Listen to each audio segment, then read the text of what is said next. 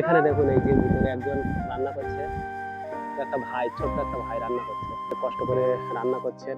আর যখন গাং ভেঙে যাচ্ছে, জল ঘরে ঘরে ভর্তি হয়ে যাচ্ছে, তখন অন্য জায়গায় গিয়ে ঠেলে উঠতে যাচ্ছে, ঘুরে যাচ্ছে, কখনো উঠে ঠেলে উঠতেছে, এই ছাড়া আর আমাদের কি এই। অনেক ছোটবেলা থেকে দাদা ঠাকুর তৈরির কাজ করেন। এই আমাদের দিকে 150 টাকা 200 টাকা এরকম নেয় মাত্র? আমাদের দিকে দাম বেশি নেয় না। এটা কি ঠাকুর বলে? এই ষষ্ঠী হাতের কাজ কিন্তু অনেকটা নিখুঁত এবং নিপুণ। এই কাঁঠালের আটি কি রান্না হবে? বাড়ি থেকে বড় তো বন্ধুরা, এখানে এই খাড়ির সাইডে অনেক ঘরবাড়ি আছে। তো আমি হচ্ছে দেখাই কত নিচু, দেখুন এই বাড়ির চালগুলো কতটা এরকম হচ্ছে নিচু নিচু ঘরের ছাউনি। তো একেবারে মানে হাঁটু সমান ঘরের চালের ছাউনি এইরকম, দেখেছেন? আর এইগুলো আরো মনে হয় ভেঙে এইভাবে পড়ে গিয়েছে, এইভাবে দেখুন। তো এখানে দেখছি কিছু চাষ হয়েছে এইভাবে, কুমড়ো শাক, কলমি শাক, ওইদিকে ওল আছে। তো এই সাইড দিয়ে ওইদিকেও এরকম বাড়ি ঘর, কত নিচু ঘর বাড়ি। এইরকম বাড়ি ঘরের মধ্যে কিন্তু মানুষ বাস করছেন। এদিকে পুঁই শাক আছে দেখছি।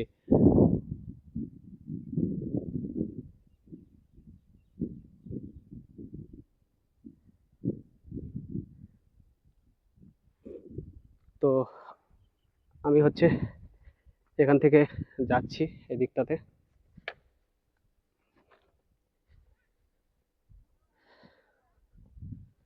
এরকম হচ্ছে ঘর বাড়ির পরিবেশ। তো কাউকে দেখছি না এখানে। আর এদিকেও এরকম আছে অনেক বাড়ি।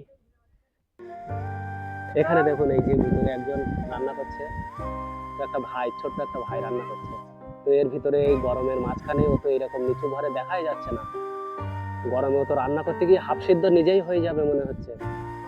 যাক, অনেক কষ্ট করে রান্না করছেন। তো এইদিকে এই যে অনেকগুলো বাড়ি দেখছি, তো এখানে সবগুলো কি আপনাদের বাড়ি?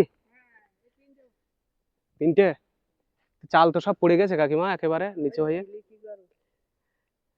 বাইরে গিয়েছে বাঙ্গলে তামিলনাড়ু কাজ করতে গিয়ে আসবে, বাঁধবে। বাড়িতে থাকে না বলুন? তাহলে বাড়িতে হচ্ছে আপনারা আছেন আর পুরুষ মানুষ সব বাইরে? হ্যাঁ, আমার ছেলে বউরা সব গেছে। এইদিকে এইদিকে দেখছি একটা নালা, খাড়ি, এইদিকে আবার নদী। ওটা খাল। এটা খাল, সেই খাড়ি মতো খাল। হ্যাঁ। ওটা তো জল, জোয়ারের সময় প্রচুর জল চলে আসে। হ্যাঁ, তো এই যে এইদিকে নদী, এইদিকে এই খাল, এর মাঝে বাস করছেন। কি করো, জায়গা যদি নিয়ে যাবো তো তারপরে মনে করলে তো ঝড় বৃষ্টি বন্যায় তো ক্ষতি হয় খুব। ক্ষতি হয় না, কিন্তু বন্যা হয়ে গেলে লোকের বাড়ি যেতে উঠে। আপনাদের এই যে এখানে অনেকগুলো দেখছি সব খড়ের ছাউনি দিয়ে বাড়ি, এখানে বেশিরভাগ বাড়ি তো এরকম দেখছি খড়ের ছাউনি। এর মধ্যে জল পড়ে না? ও তো ছাবে জল পড়বে কি করে, ছেড়ে নিয়েছিল। প্রতি বছর ছাউনি দিতে হয়? হ্যাঁ। এই খড়গুলো কি বাড়ির আপনাদের নিজেদের জমির ধানের এ না জমি নেই না? না, তাহলে তো অনেক টাকা দিয়ে কিনতে হয়েছে। ওই কিনে 300 টাকা 400 এখানে টাকা। জমি তো খুব কম দেখছি, চাষবাস হয় ভালো? জমি ওই পাশে, ওই রাস্তার ওই কলি গাঙ্গি খালে, হ্যাঁ। ওই যে গ্রামে দাঁড়াচ্ছে, গ্রামের ওধারে জমি, আচ্ছা। লোকের জমি, চাষবাস করে লোকের, কিনে কেটে নিচ্ছে। আর আপনাদের, আপনি এমনি কি, আপনিও কি নদীতে যান মাছ ধরতে? আগে যাতাম, আনা পাইনি। বয়স হয়ে গেছে এখন, যাওয়া যাবেনও না? ওরে বাবা, যে স্রোত হচ্ছে, আমার তো দেখে ভয় লাগছে। ওই ছেলে যায়, ওই যা রান্না করতে, ওই ছেলে ওর মা ওই গেল না, ও তো অনেক ছোট, যে ও জাল টানে। পড়াশোনা করে না? ও পড়াশোনা করে, মাঝে মাঝে যায়, স্কুলে যায়, আবার মাঝে মাঝে গাঙ্গি ধরে জাল টানতে যায়, খাবার খাওয়ার জন্য, পয়সা করির জন্য। ওটা কি আপনার ছেলে না নাতি? নাতি, নাতি, ছোট তাই তো? ছেলের ছেলে। আচ্ছা আচ্ছা। এইভাবেই চলে যাচ্ছে এই এই পরপর বাড়ি সব, তাহলে কেউ তেমন বাড়ি নেই এখন। তাহলে আপনি আর ওই নাতি বাড়ি আছেন? ও আছে, বড় ছেলে আছে, মসজিদ কোন জায়গায় গেছে, আর একটা ছেলে থাকতে পারে, সেই ছেলে বউ আর ছেলে আছে, কৌশিক বলে ছেলে, ওই ছোট ছেলে, একদম ছোট ছেলে থাকতে। তো বন্ধুরা, এদিকে ওই কাকিমার যে ছেলে একটা, এই ঠাকুর তৈরি করেন বলছিলেন যিনি, তো এখানে অনেক ঠাকুর তৈরি করেছে দেখছি। মা কল্যাণী শিল্পালয়, তাই তো নাম? কত বছর ধরে করেন দাদা? 14-15 বছর। 14-15 বছর? তাহলে তো অনেক ছোটবেলা থেকে করেন আপনি। হ্যাঁ হ্যাঁ, তাই তো। ওই যে অনেক ছোটবেলা থেকে দাদা ঠাকুর তৈরির কাজ করেন। এগুলো কি বাড়ি থেকে ডেলিভারি হয়ে যায়? তো এই যে একটা এরকম এই ছোট তৈরি করলেন, এটা কেমন দামে বিক্রি হয়? এই আমাদের দিকে 150 টাকা 200 টাকা এরকম নেয়। মাত্র? ওই ছোটবেলায় একটা খাল তৈরি হতো না, ওইদিকে আছে? হ্যাঁ হ্যাঁ দেখেছি, বলেছে। বাহ, এটা কি রং চং করে দিতে হবে সব? হ্যাঁ, একদম কমপ্লিট। তারপরে 150-200 টাকা? ওই চৌকিটা দেন, চৌকি একটা দেন। ঠাকুরের দাম নেই। না না ঠিক আছে বাবা, অনেক তো কম দাম তাহলে। আমাদের দিকে দাম বেশি নেয় না, হ্যাঁ, বেশি বললে নিতে চায় না। আর এই মাটিটা কোথা থেকে সংগ্রহ করেন? মাটি নদী থেকে। এই নদীর রায়মঙ্গলের? হুম। ভালো না মাটি? হুম। তো এই ঠাকুরে এই যে, হ্যাঁ হ্যাঁ,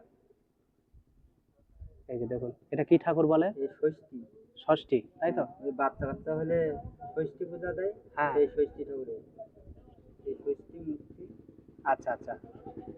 তো এটা দেখুন কত সুন্দর তৈরি করেছে, সত্যি হাতের কাজ কিন্তু অনেকটা নিখুঁত এবং নিপুণ।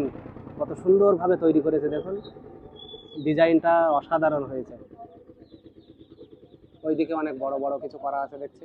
এই যে ফুল ঠাকুরগুলো, হ্যাঁ হ্যাঁ, এই যে, যাই হোক হাতের কাজ একটা শিখে রেখেছেন অনেকটা, এইভাবে কিছুটা হলেও চলছে। বড় বড় ঠাকুরও করেন? হ্যাঁ, দুর্গা ঠাকুর, কালী ঠাকুর। যাক ভালো, হাতের কাজ শিখে রাখলে কিন্তু অনেকটা ভালো। বলুন, কিছুটা হলেও তো এখান থেকে উপার্জন হয়। যখন 4-5 খান ঠাকুরের গায়ে রং দেওয়া হয়ে যায় তখন যেন মনে হয় যেন ঘরে কোনো যেন হাসছে। খুব দুর্দান্ত হাতের কাজ না? আমি তো দেখছি তো, তো অনেক ভালো লাগছে। ওই বলো ছেলে বলো, হ্যাঁ হ্যাঁ, অনেক ছোটবেলায় শুরু করেছিলেন তাই বলছে, যে 14-15 বছর আগে শুরু করেছে, মানে তখন তো অর্ধেক বয়স। হ্যাঁ ওই তো ছোট। দেখেছি। তখন ঠাকুর দেয়, তখন সেই ঠাকুরগুলো দেয়নি, ফলে তুলে নিয়ে গেল। দাদা, একটা তৈরি করতে তো অনেক সময় লাগে এরকম ছোট। হ্যাঁ, এটা কি আজকেই শুরু করেছিলেন? হ্যাঁ, সকাল থেকে করছেন তাই তো? তো সকাল থেকে করছে, একটা এখনো তাও কমপ্লিট হয়নি, এখনো কিছু নকশা করছে এতে।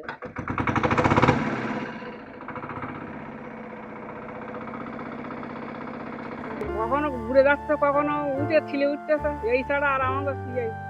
এমনি ভালো লাগে, তারপর ভালো লাগবে কি কর, ভালো লাগলেও থাকতে হবে, না লাগলেও থাকতে হবে, তাছাড়া ঘর দরটা অন্য ওইভাবে জায়গায়। মানিয়ে নিয়ে ভালো লাগাতে হচ্ছে। হ্যাঁ হ্যাঁ, অন্য জায়গায় ঘর বাড়ি মানলে তখন অন্য জায়গায় যাও। আর যখন গাং ভেঙে যাচ্ছে, জল ঘরে ঘরে ভর্তি হয়ে যাচ্ছে, তখন অন্য জায়গায় গেছিল বিশাল কষ্ট। ওই লোকের ওই জ্বালানে গিয়ে ওঠে ওই ক্লাস সেন্টারে স্কুলি। এখানে কি জল উঠে গিয়েছিল আপনাদের এই দিকটাতে? নদী বাঁধ তো দেখছি তো ভাঙা চারিদিকে। রায়মঙ্গল নদী কেমন রূপ ধারণ করে? কেন উদ্ধার করবে ওই গাং, যেরকম এই জোয়ার হলে যখন জল ভর্তি যায়, ওই রকম সব এইসব সব জল ভর্তি যায়। পুরো জল আবার ওই চারিদিকে ভাটা জলে লাগলে হয়ে ছুটে, গিয়েছে। হ্যাঁ ভাটা লাগলে ছুটে যাবে। ও আমফান ধরে ঘর ভেঙে গেছে, তারা আয়লা ওই হচ্ছে, তার ঘর বাড়ি ভেঙে গেছে, আবার বাঁধছে। আপনার নামটা একটু বলবেন? সারথী মন্ডল, আমরা বাঙালি। আপনার তো বন্ধুরা, এখানে এই যে আমি এই সর্দারপাড়াতে আছি, তো এই সর্দারপাড়ার মাঝে এখানে 3টে ঘর বাঙালি পেয়েছি। তো এই কাকিমার নাম হচ্ছে সারথী মণ্ডল, এনারা হচ্ছে মণ্ডল, আর বেশিরভাগটা এখানে তো সব সর্দার। তো এই আদিবাসী পাড়ায় কিন্তু মানুষদের জীবন অনেক কঠিন, এখানে বাস করছে সব। অনেক কষ্ট করে তারা দেখলাম মাছ কাঁকড়া ধরে। 3-4 ঘর আছে, আমার 5 ঘর আছে কিনা। ভালো ভালো, ওই একসাথে দোকানদারি সবাই করছে। আছেন, এটাই তো ভালো। নদীর সাইডে আপনারা বাস করেন, আমি বহু জায়গায় ঘুরেছি, কিন্তু সব জায়গায় দেখি সুন্দরবনের নদীর সাইডে এইরকমই পরিবেশ। অনেক কষ্ট, অনেক কঠিন, এবং এই যে নিচু নিচু ঘর বাড়ি, আমি তো দেখছি চাল তো একেবারে হাঁটুর নিচে ঘরের চাল। তো এই কাকিমারা এখানে দেখুন পুঁই শাক চাষ করেছে, আর ওইদিকে কিছু চাষ দেখালাম। তো এই কাঁঠালের আটি কি রান্না হবে? হ্যাঁ, কাঁঠাল নিয়ে এলে তো কাঁঠাল নিয়ে তেল দিয়ে রান্না করলাম, তো খাই যাই। কাঁঠাল কিনে নিয়ে এসেছিলেন? কিনে? নিয়ে এলাম, 100 টাকা জলে গেছে, কিনলি দিয়ে ওটা আনা ঘরে বাড়ি নিয়ে যা ভালো হয়নি না? ওই কাঁঠাল আপনাদের এখানে হাট বসে কোথায়? যোগেশগঞ্জে। আর এই পাড়ার দিকে কোনো হাট নেই না? যোগেশগঞ্জের তো বড় হাট বসে অনেক। হ্যাঁ হ্যাঁ, যোগেশগঞ্জের হাটটা কি বারে বসে বলুন তো? শনিবার মঙ্গলবার। শনি আর মঙ্গলবার। যোগেশগঞ্জের হাটে একদিন ঘুরতে হবে। এ জালটা কে বোনে, জাল না বাড়ির মাছ ধরা? ও মাছ ধরা জালটা ছিঁড়ে গেছে। যা, এমপি টিয়া বাকি ঘরের ভিতরে খাতার ভিতরে ঢুকে দেয়। এই নদীতে এমনি কাকিমা, নদীতে এমনি বড় মাছ পাওয়া যায় না? ভেটকি, ভাঙন এসব মাছ পাওয়া যায় পাশে? সারা ধরতে। জাল ফেলে ধরতে হবে বলুন। বড় জাল দেয় যারা, যারা ওই জেলেরা, তাহলে বড় মাছ পায়। কিন্তু নদীতে যা স্রোত বাবা, ওতে মাছ ধরা কষ্টকর খুব। যেভাবে স্রোত হয় আর মানুষের ভয় লাগে না, ওইভাবে নেমে পড়েছে। ভয় লাগে না, ধরে ধরে অভ্যাস হয়ে গেছে। অভ্যাস হয়ে গেছে, ঠিক ঠিক আছে। বসো অন্য জায়গায়, বসার না জায়গা না নেই। ঠিক আছে, আমি বসলে তো আর হবে না, এখন এইদিকে ঘুরি, আপনাদের পাড়াটা একটু দেখি। হুম। এইদিকে এই সাইডেও যাইনি, ওই দিকটাতে ঘুরছিলাম নদীর সাইডে, তো ভাবলাম এই ভিতরের দিকে একটু আসি। এমনি কি বাড়ি থেকে মারা গেছেন কাকা? টাকা মারা গেছে বাড়ি থেকে, বড় বৌমাটাও মারা গেল কিভাবে? ও অসুখ হয়ে গেলো, দুধের কষ্ট, বাড়ি এসে মারা গেল, ওই নদীর ধারে দামন টামন করে এলাম। কাকিমা ভালো থাকুন তাহলে, এই সাইডে আবার একটু ঘুরে আসি, আর আবারও দেখা হবে কখনো। কাকিমা এই স্কুলটার নাম কি? এই স্কুলটা প্রাইমারি স্কুল? নাম কি এই স্কুলের? সর্দারপাড়া প্রাইমারি স্কুল, তাই তো? সর্দারপাড়া আদিবাসী স্কুল। আচ্ছা আচ্ছা, তো স্কুলের কত ভগ্নদশা অবস্থা দেখুন। মানে স্কুলের প্রবেশ পথ কোন দিক দিয়ে, কোন দিক দিয়ে ঢোকে মানুষ, বাচ্চারা? এই সাইড দিয়ে। তো ওই সাইডে তো জল জমে গেছে দেখছি।